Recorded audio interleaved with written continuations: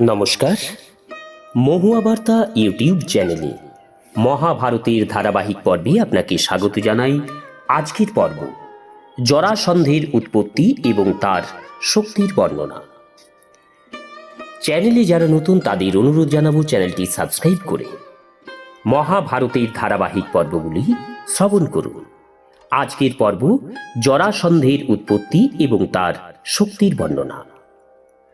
বৈশম্পায়ন বললেন, জন্মেজয়, ধর্মরাজ যুধিষ্ঠির শ্রীকৃষ্ণের কথা শুনে তাকে জিজ্ঞাসা করলেন, শ্রীকৃষ্ণ, এই জরাসন্ধ কে? এর এত শক্তি ও পরাক্রম কি করে হলো? জ্বলন্ত অগ্নিতে যেমন পতঙ্গ পুড়ে মরে, তেমনি আপনার সঙ্গে শত্রুতা করেও তার পতন হয়নি। এর কারণ কি? ভগবান শ্রীকৃষ্ণ বললেন, ধর্মরাজ, জরাসন্ধের বল ও বীর্যের কথা শ্রবণ করুন। কেন এত অনিষ্ট কথা সত্ত্বেও আমি তাকে বধ করিনি? পূর্বে মগধ দেশে বৃহদ্রথ নামে এক রাজা ছিলেন। তিনি 3 অক্ষৌহিনী সেনার অধিপতি, বীর এবং রূপবান, ধনবান, শক্তিসম্পন্ন এবং যাজ্ঞিক তথা তেজস্বী, ক্ষমাশীল, দণ্ডধর এবং ঐশ্বর্যশালী ছিলেন। কাশীরাজের 2 সুন্দরী কন্যাকে তিনি বিবাহ করেছিলেন এবং তাদের কাছে প্রতিজ্ঞা করেছিলেন যে তিনি দুজনকেই সমান প্রীতির চোখে দেখবেন। এইভাবে বিষয়ভোগ করতে করতে তার যৌবন অতিক্রান্ত হল। মঙ্গলপ্রদ হোম, পুত্রেষ্টি যজ্ঞ ইত্যাদি করেও তার কোনো পুত্র জন্মালো না। একদিন তিনি শুনলেন যে গৌতম কক্ষীবাণীর পুত্র মহাত্মা চণ্ডকৌশিক তপস্যায় বিরত হয়ে এদিকে এসে বৃক্ষতলে আশ্রয় নিয়েছেন। রাজা তার 2 রানীর সঙ্গে সেখানে গিয়ে তাকে রত্ন ইত্যাদি প্রদান করে সন্তুষ্ট করলেন। সত্যবাদী চণ্ডকৌশিক রাজা বৃহদ্রথকে বললেন, রাজন, আমি তোমার উপর সন্তুষ্ট হয়েছি, তোমার যা অভিলাষ আমার কাছে চেয়ে নাও। রাজা বললেন, মুনিবর, আমি সন্তানহীন অভাগা, রাজ্য ছেড়ে তপবনে এসেছি, বর নিয়ে আমি কি করব?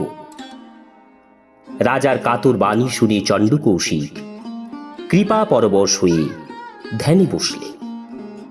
তিনি যে আম্রবৃক্ষের নিচে ধ্যানে বসেছিলেন, সেই গাছের একটি আম ধ্যানের সময় তার কোলের উপর পড়ল।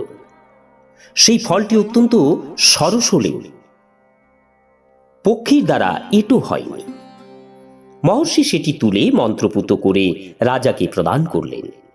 প্রকৃতপক্ষে রাজার পুত্রলাভের জন্যই সেটি পড়েছিল।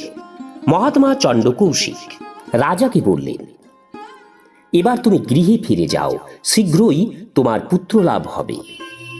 প্রণাম করে বৃহদ্রথ রাজধানীতে ফিরে এলেন এবং শুভ মুহূর্তে 2 রানীকে ফলটি ভাগ করে খেতে দিলেন।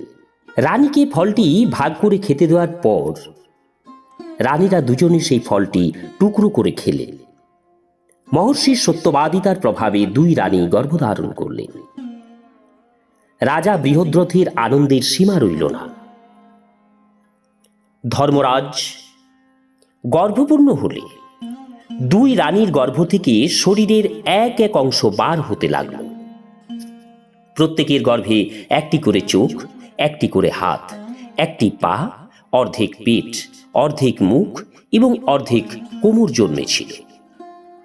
তাই দেখে 2 রানী ভয় পেয়ে গেলেন। তারা দুঃখে হতাশ হয়ে দেহাংশ 2টি ফেলে দেবার নির্দেশ দিলেন। দাসীরা নির্দেশ মতো সজীব টুকরোগুলি রানী মহলের বাইরে ফেলে দিয়ে এলো। রাজন, সেখানে জরা নামে এক রাক্ষসী বাস করত। সে মাংস খেত আর রক্তপান করত। সে টুকরোগুলি তুলে নিয়ে যাবার সুবিধার জন্য সেগুলি জোড়া লাগিয়ে নিল। ব্যাস, টুকরোগুলি জোড়া লেগে এক মহাপরাক্রমশালী বলবান রাজকুমার তৈরি হল। জরা রাক্ষসী হতচকিত হয়ে গেল। সে সেই বজ্র কর্কশ শরীরধারী রাজকুমারকে ওঠাতেই পারল না। কুমার হাতের মুঠি বন্ধ করে মুখ ঢুকিয়ে বর্ষার মেঘের ন্যায় গম্ভীর স্বরে ক্রন্দন শুরু করল। রানীর মহলের সকলে এবং রাজা সেই ক্রন্দনধ্বনি শুনে কৌতূহলাবিষ্ট হয়ে বাইরে এলেন। রানীরা যদিও পুত্র সম্পর্কে হতাশ হয়েছিলেন, তা সত্ত্বেও তাদের স্তন দুগ্ধে ভরে গিয়েছিল। তারা উদাস হয়ে পুত্র মুখ দর্শনের আকাঙ্ক্ষায় বাইরে এলেন। জরা রাক্ষসী রাজ পরিবারের পরিস্থিতি, মমতা, আকাঙ্ক্ষা, ব্যাকুলতা এবং বালকটির মুখ দেখে ভাবতে লাগলো, আমি এই রাজার দেশেই থাকি, এদের সন্তানের জন্য তীব্র আকাঙ্ক্ষা, আর এরা অত্যন্ত ধার্মিক এবং মহাত্মা। অতএব এই নবজাত সুকুমার শিশুটিকে হত্যা করা আমার উচিত নয়। তখন সে মনুষ্য রূপ ধারণ করে শিশুটিকে কোলে করে রাজার কাছে এসে বলল, রাজন, এই নিন আপনার পুত্র।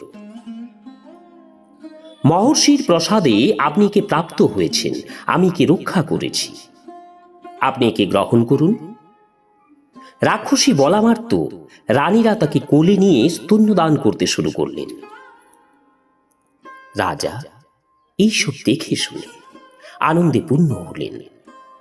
তিনি মনোহর রূপ ধারিণী রাক্ষসীকে জিজ্ঞাসা করলেন, ওহে ওহে পুত্র প্রদানকারিণী, তুমি কে? আমার তো মনে হচ্ছে তুমি কোনো দেবী, একথা কি সত্য? জরা বলল, রাজন, আপনার কল্যাণ হোক। আমি জরা নামক রাক্ষসী, আমি সম্মানের সঙ্গে আপনার রাজ্যে থাকি এবং সুমেরু পর্বতে উড়ে যেতে পারি। আমি আপনার রাজ্যে সর্বদা যত্ন পাই, আপনার উপর আমি প্রসন্ন, তাই আপনার পুত্রকে আপনার কাছে নিবেদন করছি। হে মহারাজ যুধিষ্ঠির, এই কথা বলেই জরা রাক্ষসী অন্তর্ধান করল। রাজা নবজাত পুত্রকে নিয়ে মহলে ফিরে এলেন। বালকের জাতকর্মাদি সংস্কার শাস্ত্রসম্মতভাবে করা হলো। জরা রাক্ষসীর নামে সমস্ত মগধ দেশে উৎসব পালন করা হলো। বৃহদ্রথ তার পুত্রের নামকরণ করার সময় বললেন, এই বালককে জরাসন্ধিত জোড়া করেছে, তাই এর নাম হবে জরাসন্ধ। বালক জরাসন্ধ শুক্লপক্ষের চন্দ্রের ন্যায় এবং যজ্ঞের অগ্নির ন্যায় আকৃতিও বলে দিন দিন বৃদ্ধি পেতে পিতাকে এবং মাতাদের আনন্দিত করতে লাগল। কিছুদিন পর মহর্ষি চন্দ্রকৌশিক পুনরায় মগধে এলেন। রাজা তাকে খুব আদর এবং আপ্যায়ন করলেন। তিনি প্রসন্ন হয়ে বললেন, রাজন, জরাসন্ধের জন্মের সমস্ত বৃত্তান্ত আমি দিব্য দৃষ্টিতে জেনে গিয়েছি। তোমার পুত্র অত্যন্ত তেজস্বী, ওজস্বী, বলবান এবং রূপবান হবে। তার বাহুবলে কোনো কিছুই অপ্রাপ্য থাকবে না, কেউই এর শক্তির সমকক্ষ হবে না এবং বিরোধীরা নিজেরাই নাশ হবে। দেবতারাও একে আঘাত করতে সক্ষম হবে না, সকলেই এর আদেশ মেনে নেবে। সর্বোপরি এর আরাধনায় প্রসন্ন হয়ে স্বয়ং মহাদেব একে দর্শন দেবেন। এই বলে মহর্ষি চন্দ্রকৌশিক চলে গেলেন। রাজা বৃহদ্রথ জরাসন্ধে রাজ্যাভিষেক করালেন এবং তিনি তার রানীদের নিয়ে বানপ্রস্থে চলে গেলেন। জরাসন্ধের শক্তি প্রকৃতই মহর্ষি চন্দ্রকৌশিকের কথা মতোই ছিল। আমরা যদিও বলবান, তবুও নীতির দৃষ্টিতে এ পর্যন্ত তাকে আমরা উপেক্ষাই করেছি। নমস্কার,